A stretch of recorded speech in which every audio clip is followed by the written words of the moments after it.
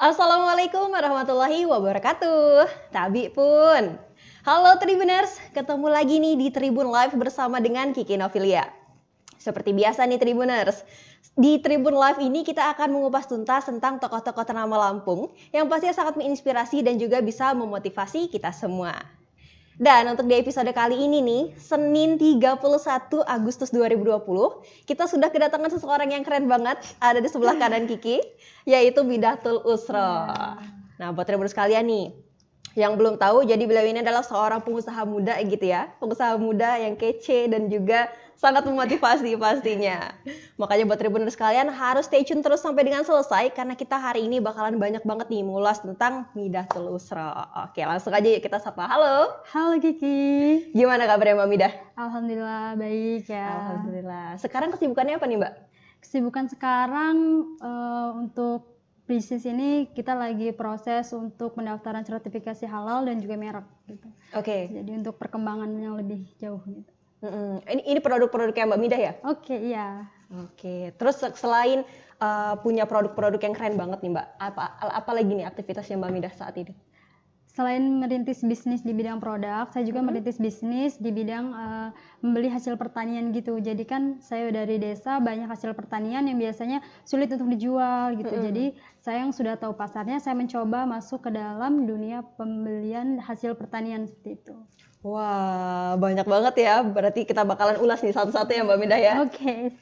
Oke, kita mulai dari pertama nih, dari produk yang Mbak Midah. Di sini ada Banamilk sama Banahot ya Mbak ya? Iya, dua. Nah, ini gimana sih Mbak ceritanya gitu? Akhirnya bisa memproduksi dua produk yang keren banget nih. Kemasannya juga aduh, silau gitu ya, bikin silau.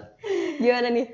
Ya, jadi waktu itu awalnya kan ketika udah selesai kuliah nih ya, udah wisuda, emang udah berniat sih, emang udah passionnya itu di bidang wirausaha gitu, di bidang bisnis.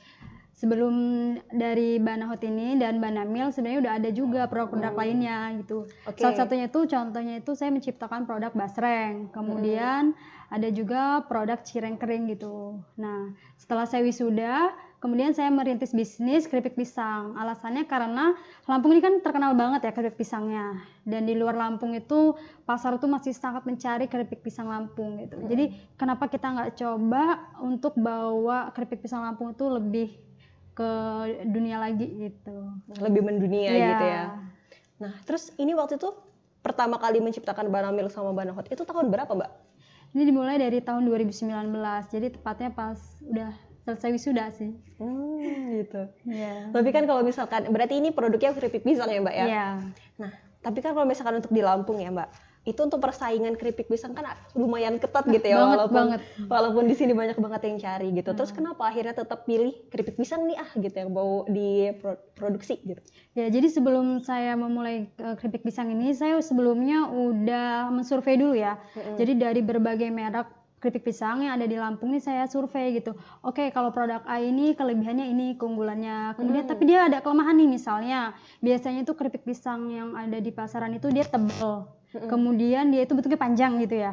Nah, yang tebal itu kok kalau aku rasa itu kayak keras gitu. Mungkin kalau kebetulan yang enak, tapi lebih banyak yang keras seperti itu. Jadi aku mikir berarti ini masih ada kelemahan yang kita bisa ambil peluang di situ gitu sih. Jadi masih banyak peluang-peluang yang kita bisa ambil dari walaupun pesaing-pesaing kita udah banyak.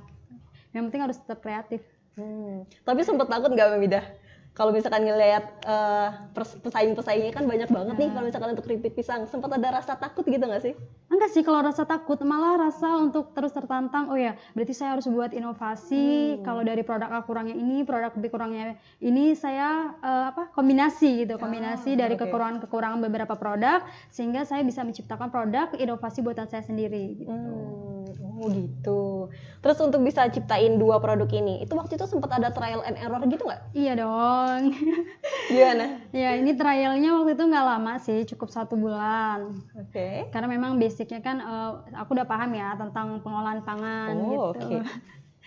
Nah, saya trial 1 bulan itu yang paling sulit adalah kita menjaga kualitas dari bahan bakunya. Jadi kan kadang kalau misalnya kita milih kualitas pisang yang masih terlalu muda itu keripiknya hancur. Kalau kualitas pisangnya yang lebih tua banget itu bakal keras gitu.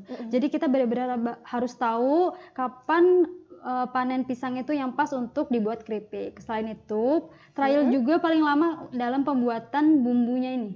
Oh, oke. Ya, karena kan biasanya kalau keripik itu mungkin beli bubuk jadi gitu ya di toko kue. Iya, Tapi tinggal kalau dicampur aku, gitu ya. iya, kalau aku, wah kalau kayak gini jelas dong rasanya nanti, ini kok rasanya sama yang A gitu kan, nggak mau kan ya disamain gitu. Aku udah buat inovasi gitu, jadi aku harus formulasiin bener-bener pilih dari bahan-bahan yang berkualitas. Gitu.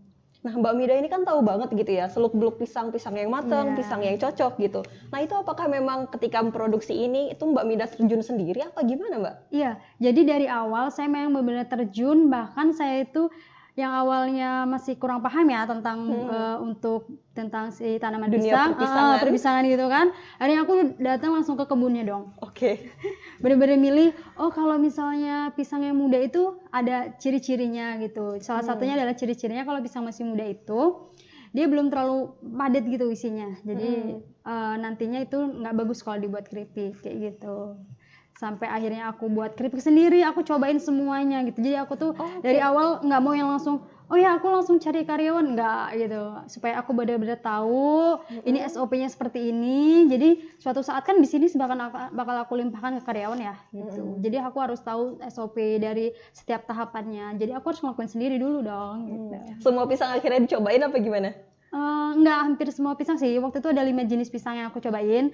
Karena kan aku juga punya teman-teman UMKM yang produksi pisang juga. Dan mereka tuh nggak pelit ilmu gitu. Jadi aku nggak perlu coba, tapi udah dikasih tahu jangan pakai jenis ini gitu. Nanti nggak bagus gitu. Jadi beruntung banget. Nggak perlu capek-capek deh. Sempet nggak Mbak selama 1 bulan trial and error itu dapetin apa ya, kayak hasil percobaan yang aneh banget gitu bentuknya? Pernah nggak? Yang paling aneh itu biasanya di rasanya gitu ya. Gimana Terutama di waktu itu? bubuknya itu rasanya tuh ada yang terlalu pedes banget, apalagi yang banahot ini ya kan. Karena kan aku mikirnya oh ini harus pedes, tapi kok jadi rasa cabai doang, jadi aneh gitu. Kemudian kalau yang manisnya kurang manis itu sih. Jadi paling hal-hal yang aneh yang paling lucu yang banahot sih menurut aku. Karena orang waktu nyobain langsung kaget, kira ini pedes banget gitu. Apa gitu Mbak yang akhirnya membuat Mbak Mida gitu ya, oh yang ini rasanya bikin coklat oh yang ini akhirnya dibuat agak sedikit pedas gitu, apa Mbak? Kalau kita kan moodnya tuh suka beda-beda kan. Kadang kita lagi pengen makan yang manis-manis, kadang kita pengen makan yang pedas gitu. Jadi aku berusaha masukin di segmen pasar yang dua-duanya gitu. Ketika konsumen nyari makanan yang manis untuk keripik pisang, aku ada Banamil. Tapi ketika mereka nyari yang pedas atau bahkan ada orang yang dari yang nggak suka pedas sampai pedas banget, pedas gila, aku pun ada gitu. Oke. Terus kalau misalkan sekarang nih Mbak, ini sistem apa ya pemasarannya ini seperti apa? Saat ini yang aku jalani sistem pemasarannya pakai sistem distributor dan reseller gitu. Jadi kalau misalkan mereka mau ngejual produk aku kurangin harganya gitu kan. Dengan minimal pengambilan biasanya aku 100 piece gitu. Persebarannya sekarang cuma ada di Lampung aja atau udah menjangkau mendunia? Waduh. Ya, kalau untuk penjualannya alhamdulillah udah keluar Lampung juga sih gitu. Kalau untuk mendunia ya Ongoing lah ya ke sana. iya dong gitu. Kemarin udah ada juga reseller yang Mbak aku bakal siap nih pasarin sampai luar negeri gitu kan. Cuma karena aku lagi proses untuk halalnya dulu sih, makanya lagi ngejar halalnya gitu. Reseller ya Mbak ya berarti ya? Reseller. Kalau misalkan sekarang nih dari 2019 sampai 2020 itu sekarang total reseller yang Mbak Mida berapa? Sekarang reseller udah ada sekitar 30 orang. Sedikit lah. 30 orang yang tersebar di seluruh Indonesia gitu? Iya. Atau di beberapa kota? Apa aja? Hanya di beberapa kota sih, ada di Bogor, kemudian di Jakarta, ada di Tangerang, ada yang di Jogja, ada yang di Bandung gitu. Untuk yang daerah terlalu jauh Surabaya itu belum sih kita. Gimana tanggapan mereka setelah mencicipi produk yang Mbak Mida? Mereka tuh langsung bilang yang aku sering banget ya katanya beli keripik pisang Lampung, tapi ini tuh emang beda banget katanya gitu kan. Terus ya menurut aku ya karena memang formulasinya beda gitu. Jadi aku nggak beli bubuk yang jadi itu sih, kuncinya di situ. Jadi resep rahasianya dari situ. Kuncinya di sana ya? Iya. Oke, nah ternyata kan kalau misalnya Banamel sama Banahot ini ternyata bukan jadi produk yang pertama ya Mbak ya? Sebelumnya ada produk-produk yang lain juga. Tapi semuanya itu apakah makanan semua atau gimana Mbak? Ya karena aku suka di bidang makanan sih. Menurut aku lebih paham gitu ya. Jadi aku ingin fokusin di bidang makanan dulu gitu. Kalaupun nanti aku ingin buka bisnis di cabang lain ya aku belajar lagi. Tapi aku pengen fokusin dulu sampai sukses dulu gitu. Oke. Mbak Mida memang latar belakang pendidikannya tata boga gitu atau gimana? Ya kebetulan aku lulusan dari Sarjana Teknologi Hasil Pertanian Fakultas Pertanian Universitas Lampung gitu. Jadi memang aku udah mempelajari nih ya Olahan makanan gitu ya? Iya, maksudnya basicnya aku udah paham sih dari gimana formulasi bubuk. Kemudian biasanya nih kalau buat produk itu kan nanti ada yang kok ini cepet tengik ya gitu kan, atau ini kenapa rasanya kayak gini, itu aku udah paham gitu karena udah aku pelajarin. Oh kenapa minyak cepet tengik itu salah satunya memang pakai minyak yang harus berkualitas. Kalau dia pakai minyak yang nggak berkualitas dia akan lebih cepet tengik keripiknya. Waduh, kompleks juga ya ternyata, banyak banget gitu aspek-aspek yang harus dipelajarin. Terus Mbak Mida, kan tadi di awal juga Mbak Mida sudah sempat singgung gitu ya, ternyata selain mengembangkan produk-produk ini juga sekarang sudah menjadi seseorang pengusaha, pengusaha di bidang penjualan ini ya Mbak ya? Iya, pembeli, jual beli sih, gitu. Iya benar gitu. Apa nih Mbak? Kita nyebutnya pengepul apa ya? Juragan ya? Aku nyebutnya masih pedagang kecil aja deh. Itu gimana Mbak ceritanya? Jadi waktu itu diawalin dari orang tua kan punya hasil kebun gitu kan. Waktu itu ada jengkol, ada sawo gitu kan. Mau dijual kok aku ngerasa murah banget ya gitu di sini. Aku tahu loh penjualan harga di Bandar Lampung tuh seberapa mahalnya gitu. Apalagi kalau di Tangerang itu parah banget mahalnya kan gitu. Ya udah ya, kenapa nggak aku aja yang jual kan? Daripada orang tua aku jual ke pengepul yang ada di situ gitu murah. Ya udah aku coba jual di Bandar Lampung gitu. Ternyata responnya cepet banget. Karena kita jual lebih murah dibandingkan harga yang ada di pasar gitu. Dari situ loh kok lumayan juga ya untungnya. Asli, untungnya kok lumayan juga. Akhirnya oke, aku nyoba lagi. Aku langsung ya, siapa yang punya hasil tani gitu, langsung banyak dong. Ya ampun, ini aku ada sawo 1 kintal katanya gitu. Oke, aku cari pasarnya dulu deh. Nah, sistem reseller selain aku terapkan di produk aku yang keripik ini, aku terapkan juga di jual beli hasil tani gitu. Jadi di situ makanya kita bisa dapat keuntungan yang lebih besar dibandingkan kita jual ke pengepul. Jadi misalnya kalau aku dari desa nih ya, aku beliin hasil tani itu, kemudian aku di sini aku jualnya ke pengepul, itu ya untungnya tipis banget. Tapi kalau kita bisa langsung kasih ke reseller dan reseller langsung ke konsumen, itu untungnya lebih besar. Selain itu juga kita bisa kita bisa ngebantu teman-teman kita juga sih untuk dapat keuntungan. Berarti langsung bersinggungan sama petani yang ada di tempatnya Mbak Mida gitu ya? Iya, mereka langsung hubungin aku gitu. Daerah mana itu Mbak? Daerah Desa Sukarame, Kecamatan Punduk Pedada, Pesawaran ya. Itu kalau misalkan sampai sekarang ya, jenis hasil tani atau hasil alam yang dijual sama Mbak Mida ini apa aja Mbak ragamnya? Aku biasanya belinya buah-buahan karena memang dari daerahku itu nggak ada kalau untuk produk kalau untuk tanaman sayur-sayuran gitu. Tapi kalau untuk jenis hasil tani kakao aku masih belum berani sih. Karena itu resikonya tuh ketika susut udah ruginya parah. Iya. Jadi aku belum berani dan belum cukup modal sih kalau untuk bermain di situ gitu. Jadi biasanya aku buah-buahan kayak sawo itu atau aku jual jengkol, alpukat itu yang aku jual. Terus gimana itu Mbak cara untuk menanamin maksudnya kan ini petani gitu ya, petani akhirnya menyerahkan gitu, mempercayakan dagangannya ke Mbak Mida gitu untuk dijual lagi. Gimana caranya Mbak Mida untuk meyakinkan gitu ke mereka, oh yaudah gitu jualnya sama saya gitu, gimana Mbak? Iya, jadi sebenarnya kan di desa juga banyak nih ya pengepul. Otomatis kayak yang buset aku nih masih pemain baru, saingannya parah banget. Udah bersaing di harga, kemudian bersaing. Jadi gini, kalau di petani itu sebelum mereka panen atau biasanya 1 tahun sebelum mereka panen itu mereka udah minjem uang di pengepul. Itulah kadang kita nggak bisa mutus rantai rendahnya harga itu karena di situ. Dia nggak 1 tahun sebelum panen itu udah dikasih uang dulu petaninya gitu. Untuk beli pupuk gitu ya atau untuk operasional? Biasanya enggak harus buat operasional, bahkan untuk konsumsi kebutuhan sehari-hari gitu. Jadi nanti pada saat panen disengaja tuh sama pengepul, ini harganya lagi murah gitu. Otomatis petani itu biasanya di situ jadi korbannya gitu. Itu kenapa kita tuh harus bisa mutus rantai dari petani ke pengepul yang pengepul nakal kayak gitu. Gimana cara untuk meyakinkan Mbak Mida gitu untuk mempercayakan mereka? Kalau aku sih waktu itu nyobanya kayak gini kataku, aku mau beli nih misalkan aku mau beli sawo gitu. Tapi kalau aku beli nggak mau aku ambil semua, aku mau yang kualitasnya bagus-bagus aja tapi aku berani harga mahal gitu. Tapi misalkan udah besar lagi gitu ya, nanti aku beli lagi kayak gitu. Dari 1 orang, 2 orang, 3 orang, lama-lama banyak sih, lama-lama mereka yang datang ke aku gitu. Oh gitu. Iya. Sampai waktu itu paling banyak deh Mbak. Itu berapa kilo atau berapa ton?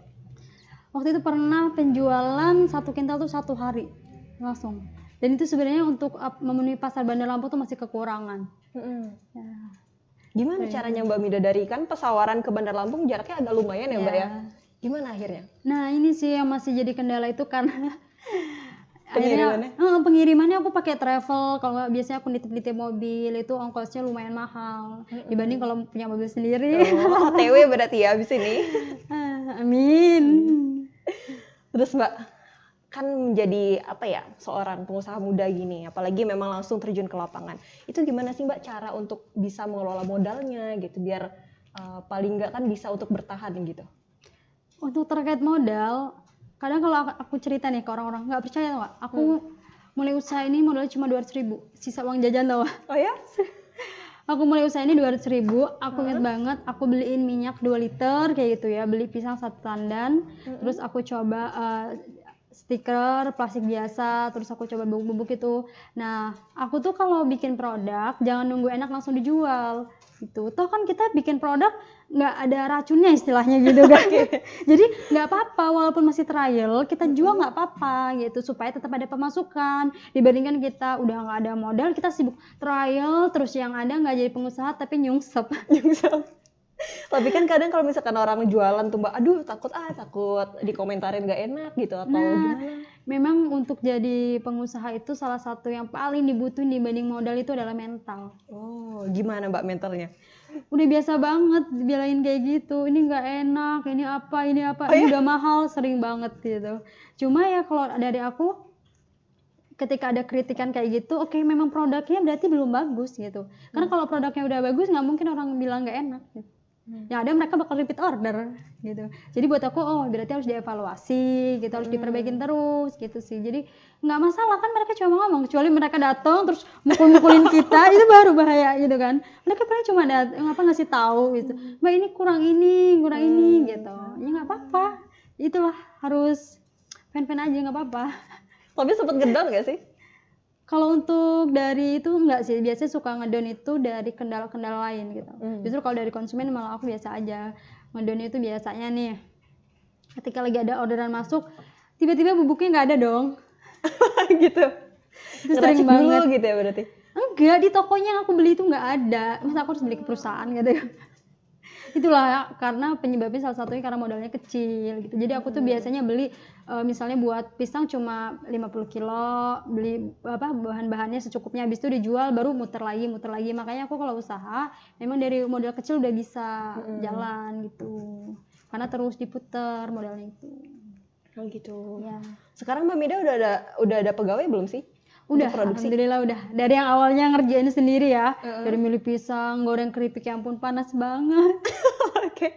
Bayangin dong. Ke kebun ya tadi ya? Iya, ke kebun, dan itu kan udah lama banget ya selama kuliah tuh ya. Terus nggak pernah, ini tuh gorengnya tuh pakai apa sih?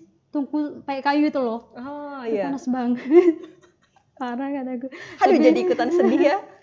Tapi jadi punya pengalaman gitu. Oke, berarti kalau kayak gini caranya kan berarti harus ada yang diperbaiki gitu kan. Saat ini si karyawan baru punya 5 orang.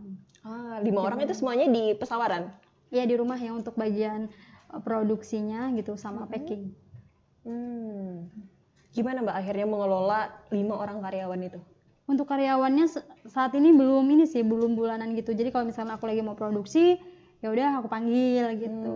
Aku belum siap juga kalau untuk langsung mereka kerja secara rutin gitu. Rutin gitu, tiap hari gitu ya. Oh gitu. Apalagi kan ini habis pandemi, jadi aku masih belum berani. Tapi ada pengaruhnya nggak sih Mbak? Kan sekarang situasinya kita pandemi gitu ya. Terkait produk-produk yang Mbak Mida, terus aktivitas yang Mbak Mida itu berpengaruh nggak Mbak? Berpengaruh banget, terutama ya reseller yang di daerah zona merah ya kan. Jadi yang awalnya dia tuh kenceng banget penjualan, terus yang gimana ya, aku tuh bingung, katanya aku mau ketemu orang takut, nggak ketemu orang produknya nggak laku. Ya juga ya kataku. Tapi ya penjualan tetap ada selama itu, namanya rezeki itu tetap ada gitu kan. Cuma memang penjualannya harus disyukurin aja lah seberapa. Namanya juga kondisi yang begini kan. Wah, keren banget. Terus ya Mbak Midah, kan Mbak Midah ini salah satu sarjana gitu atau alumni dari universitas negeri ternama yang ada di Lampung gitu ya, dan akhirnya memilih untuk balik lagi gitu Mbak ke desanya. Nah itu gimana Mbak respon orang-orang gitu, masyarakat sekitar gitu ketika ngelihat Mbak Midah pertama kali balik lagi nih ke kampungnya? Jadi sebenarnya aku tuh untuk niatan balik lagi ke kampung itu waktu itu gara-gara satu hal. Jadi waktu pertama kali di semester 1 ya masuk kuliah, aku tuh belajar yang namanya pengantar teknologi hasil pertanian. Di situ tuh ada yang kita gimana caranya kita membangun sebuah agroindustri. Agroindustri itu adalah industri yang bergerak di bidang hasil pertanian. Gitu. Saat ini agroindustri banyaknya berada di perkotaan. Padahal kenapa enggak kita bangun agroindustri itu di desa? SDA-nya ada, SDM-nya ada gitu. Memang kendala salah satunya adalah transportasi gitu. Tapi kan selama SDA sama SDM bisa kita minimalisir, otomatis untuk transportasi kita masih bisa ke backup dong. Gitu sih menurut aku. Nah, udah akhirnya aku mantepin hati nih. Jadi ketika udah lulus kuliah aku ditanya juga dong sama dosen-dosen. Aku inget banget habis kompre, itu aku ditanya, habis ini mau kemana gitu kan, dengan PD-nya. Saya mau pulang ke kampung Pak. Gitu. Di saat yang lain pasti aku mau kerja gini ke kota gitu iya ya kan, aku mau pulang kampung Pak gitu. Oh kenapa gitu, saya mau bangun industri di sana karena memang SDE-nya ada, SDM-nya juga ada, tapi belum ada satupun yang ada industri di sana gitu. Aku mikir gini, kayak daerah Lampung Barat itu terkenal banget kan, dia udah penghasil sale, penghasil kopi gitu. Dari daerahku apa ya gitu kan, padahal SDM-nya juga ada, gitu. SDA-nya ada gitu. Dari aku pulang. Pas aku pertama kali aku tuh nyari-nyari pisang, orang tuh pada heran tuh nggak, sampai aku tuh kadang yang aduh jangan disebut aku sarjana dong gitu. Karena ya gimana ya, aku tuh khawatirnya tuh gini, kalau ke diri aku sendiri itu sebenarnya nggak masalah gitu, mau gimana penilaian mereka terhadap aku sarjana kok pulang kampung, tapi aku khawatirnya berpengaruh ke lingkungan sekitar gitu. Jadi aku khawatirnya gini, karena namanya di desa itu kita tuh jadi apa ya, jadi pandangan sama orang gitu, ngapain kamu kuliah gitu kan, lihatlah Midah aja tukang keripik gitu. Aku nggak mau kayak gitu kan. Jadi yang sebisa mungkin aku tuh ya kalau nyari pisang itu kayak yang pakai masker karena aku saya nggak mau kelihatan orang gitu kan. Yaudah akhirnya aku beli kayak gitu. Respon mereka rata-rata nggak ada yang dukung sih, nggak ada yang support. Kalau bahkan ada tuh yang bilang kayak gini, kalau mau jadi tukang keripik kenapa harus kuliah katanya gitu, kenapa harus sarjana. Mungkin ngelihat aku jadi tukang keripiknya lagi goreng keripik gitu loh, belum ngelihat produk aku yang gimana, belum gitu. Terus gimana Mbak Midah responnya? Ya kan aku mau jadi tukang keripiknya bukan pedagang kataku gitu kan, aku mau jadi pebisnis gitu. Ya kalau kadang mau dijawab ya dijawab, kalau nggak dijawab senyumin aja. Walaupun ngenes ya dalam hati ya. Iya, kadang kayak greget, tapi semakin kita jelasin kayak semakin dia nyinyirin. Ya udahlah. Gitu. Terus gimana Mbak? Apalagi Mbak kesulitan atau hal-hal gitu yang harus Mbak Midah perjuangin gitu ketika membuat suatu desa itu sekarang lumayan maju gitu? Salah satunya itu kita ngebina SDM-nya itu yang paling sulit banget. Pola pikirnya, mindsetnya gitu loh. Gimana memang? Ya salah satunya tadi, ngapain sih harus susah payah jualan gitu. Jiwa konsumtif itu ternyata nggak cuma ada di masyarakat perkotaan, tapi bahkan sampai di pedesaan itu konsumtifnya sangat tinggi gitu. Untuk sekedar keripik aja mereka tuh lebih baik milih beli dibandingkan buat gitu. Itu kan berarti menunjukkan konsumtifnya tinggi, padahal kalau buat kenapa mereka bisa dapat keuntungan, bisa nambah ekonomi keluarga gitu kan. Itulah kita yang ngebina mindset itu yang lumayan sulit kalau untuk di desa. Wah, banyak ya ternyata tantangannya untuk bisa survive gitu di desa. Terus gimana Mbak? Sekarang kan di awal-awal banyak banget gitu ya yang nyinyir gitu, dan sekarang ngelihat Mbak Midah udah punya pegawai gitu, terus produk juga udah kemana-mana. Gimana respon dari masyarakat setempat akhirnya? akhirnya mereka ya banyak banget sih yang bangga, yang muji gitu. Aku udah biasa karena aku dari dulu dari SMA nih ya, udah biasa dinyinyirin kayak gitu. Tapi ketika kita udah pulang bawa piala, bawa sertifikat itu baru yang oke, kamu saya bangga sama kamu gitu. Jadi sampai sekarang pun itu kayak masih ke bawah gitu. Masih di bawah mah direndahin udah biasa gitu. Nanti juga mereka bakal bangga kalau kita udah di atas. Jadi nggak usah fokus sama mereka, fokus aja sama prestasi kita. Wow. Tapi produk-produk Mbak Mida ini udah sampai ke ke pemerintah daerah kah gitu atau gimana Mbak? Udah, itu supportnya luar biasa banget dari pemerintah daerah. Jadi setiap ada kegiatan dari event-event gitu, aku ikutan. Selain itu, aku juga datengin tuh satu-satu dinas. Jadi setiap dinas tuh aku datengin. Ya udah, aku datengin, Pak, saya dari desa Suarame gitu, saya punya usaha ini gitu. Mereka sangat apresiasi banget. Gimana bentuk apresiasinya? Apresiasinya ada yang tanyain, ini udah ada izin ini belum gitu ya. Sampai waktu itu kan pertama kali aku itu ikut event itu belum ada izin apapun itu. Pak Bupati itu langsung nelpon oleh dinas kesehatan. Oke, ini langsung ada izinnya, cepet dikeluarin gitu. Padahal aku pun baru mulai gitu loh, belum ada anak-anak ancang-ancang untuk ngajuin izin-izinnya gitu, tapi sangat apresiasi. Tapi susah nggak sih Mbak untuk bisa bikin produk baru gitu, apalagi Mbak Mida juga masih muda gitu ya, pengalamannya juga masih yang belum sebanyak orang-orang yang dewasa yang udah lebih gitu ya. Nah itu kalau misalkan untuk bikin BPOM-nya gitu atau perizinan yang lainnya susah nggak sih Mbak? Sekarang tuh nggak susah ya. Pertama, kalau menurut aku ketika kita bisnis itu jangan lupa untuk banyakin relasi, kita gabung ke komunitas. Sekarang udah banyak banget kok tempat belajar gitu. Jadi kalau kita nggak paham gimana caranya ngurus perizinan, bakal banyak yang ngajarin gitu. Gitu. Mbak Mida ikutan apa? Aku ikutan komunitas Forum Kewirausahaan Pemuda. Itu lingkupnya nasional. Jadi kadang kita biasanya itu ngadain acara silaturahmi itu 1 tahun sekali gitu.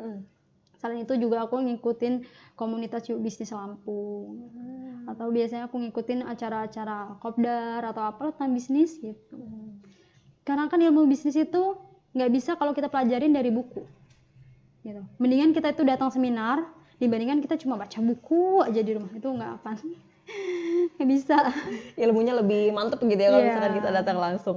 Terus ilmu-ilmu yang seperti apa Mbak yang akhirnya Mbak Mida dapet ini setelah ikutan seminar gitu, setelah join di berbagai komunitas? Ilmu apa?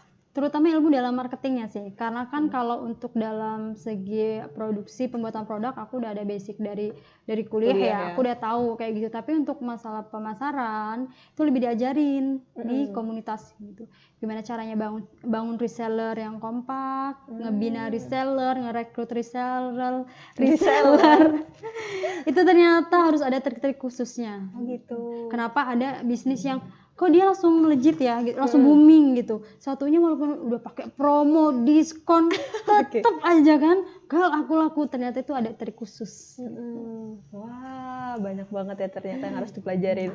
Terus Mbak Mida, dari sekian banyak hal yang Mbak Mida lakukan gitu ya, bikin produk, terus juga bantuin jual hasil alam gitu ya.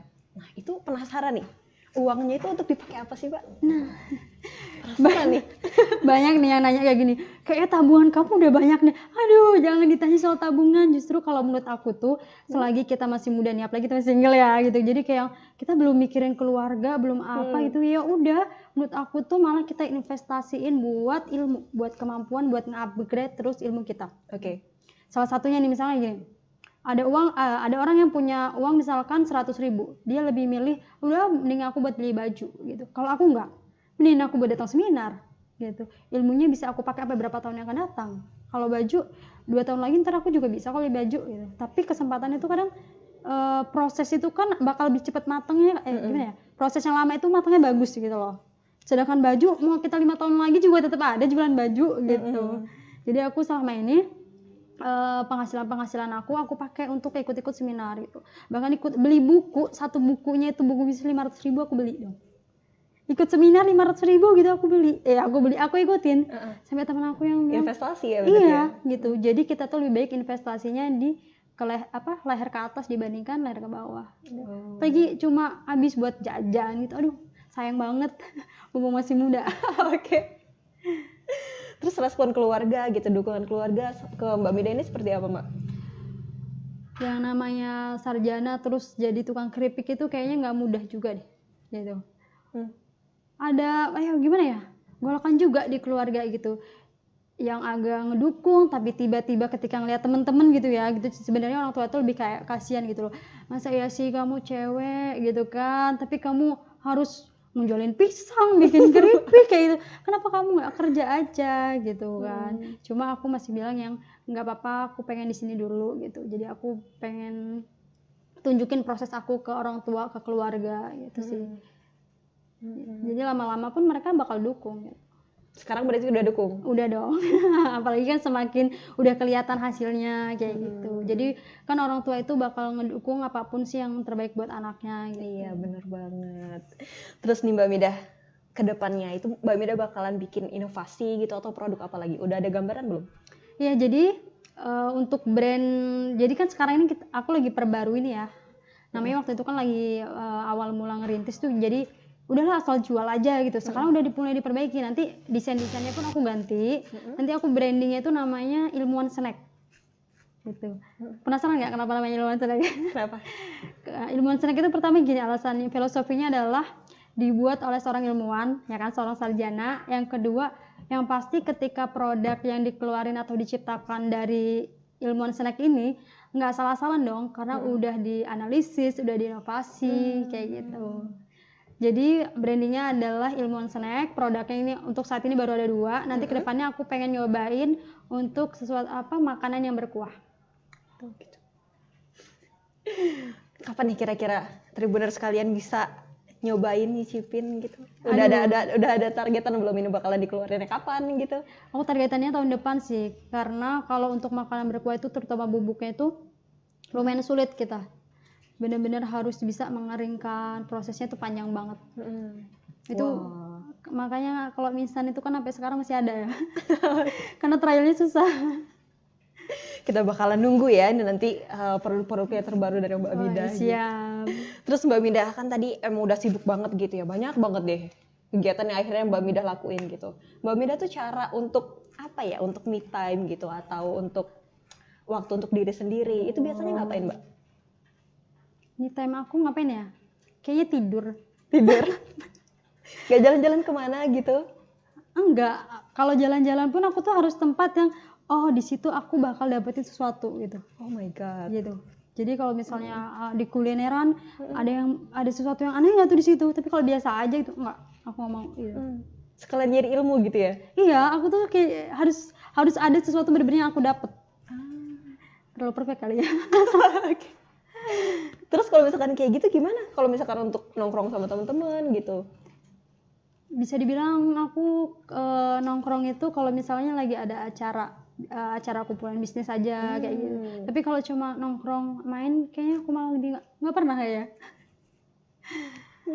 Karena temen-temennya nggak ada yang komplain gitu, Mida sibuk terus gitu. Nah justru itu, jadi mereka tuh kadang nggak mau ngajakin aku ya kayak gitu, ngajakin Mida juga sibuk pasti dianya nggak mau gitu. ya gimana ya, males aja gitu. Tapi kalau kita ada acara-acara yang di situ kita acara kumpul nih gitu, kita bahas apa atau gimana, jauh-jauh juga aku datengin. Tapi sekarang Mbak Mida ini domisilinya di Bandar Lampung atau masih di Basawaran, Mbak? Bolak-balik. Karena kan aku nggak bisa stay juga ya di rumah, karena aku stokis barang di sini. Kemudian di sini juga kan aku banyak ikut acara-acara gitu. Untuk ngupgrade ilmu kan di sini. Kalau di rumah gimana? Sinyalnya susah. Oke. Waduh, sinyalnya susah, guys. Serius. Oke, nah terus Mbak Mida nih, terakhir ya, ada nggak sih pesan-pesan yang pengen disampaikan buat Tribuners sekalian yang mungkin pengen jadi pengusaha juga nih kayak Mbak Mida gitu? Ada nggak pesan-pesan yang pengen disampaikan? Kalau pesan-pesan tuh ya, yang pertama banyak banget dari anak muda yang takut untuk pulang kampung. Padahal di kampung itu sangat butuh sarjana-sarjana yang ilmunya itu gimana? Ilmunya udah ilmu sekarang gitu kan. Kan sebenarnya di kampung juga ada tuh ya yang udah sarjana, tapi kan itu udah umur ya udah harus pensiun gitu. Jadi harus ada yang gantiin. Aku ngerasa banget ketika aku pulang kampung itu aku disuruh jadi ini, jadi itu gitu, karena memang sangat-sangat dibutuhkan gitu. Selain itu juga jangan pernah takut ketika sarjana pulang kampung, enggak lah aku takut nganggur kayak gitu. Enggak juga gitu, banyak yang bisa dikelola, tapi itu kuncinya adalah kreatif gitu. Misalnya nih ya, kalau untuk sarjana dari keguruan, ya ampun tuh desa itu butuh banget yang namanya itu anak-anaknya susah diatur, padahal enggak. Padahal anak-anak siswa-siswa itu tuh butuh pembelajaran yang lebih kreatif gitu. Jadi aku harapkan ya, saya harapkan nih buat teman-teman semua yang khususnya udah sarjana kayak gitu ya. Jadi kalian jangan pernah takut untuk pulang kampung gitu. Karena banyak hal yang bisa kalian lakuin, kalian bisa melakukan perubahan di desa gitu. Jadi banyak hal ya Mbak ya yang bisa Banyak kita hal lakukan banget di gitu. desa. Menurut aku dari semua aspek jurusan sih bisa kita terapin di desa untuk memperbarui desa yang lebih Yang penting mandiri. kreatif ya. Iya, kreatif banget kuncinya itu. Oke, wah, thank you banget ini Mbak Mida. Makasih banyak udah sharing ke Tribuners sekalian. Sama. Semoga kedepannya makin keren, makin sukses lagi nih dengan produk-produknya Mbak Mida Ilmuwan Snack ya. Iya. Oke Tribuners, itu tadi obrolan seru kita dan juga yang pastinya sangat menginspirasi kita dari Mbak Mida Tulusro. Wah, keren banget kan? Nah, makanya Tribuners sekalian harus stay tune terus Tribun Live setiap hari Senin jam 1:30 siang, bisa diakses di akun Facebook atau YouTube-nya Tribun Lampung, atau bisa juga diakses di bit.ly/Tribun TV Lampung.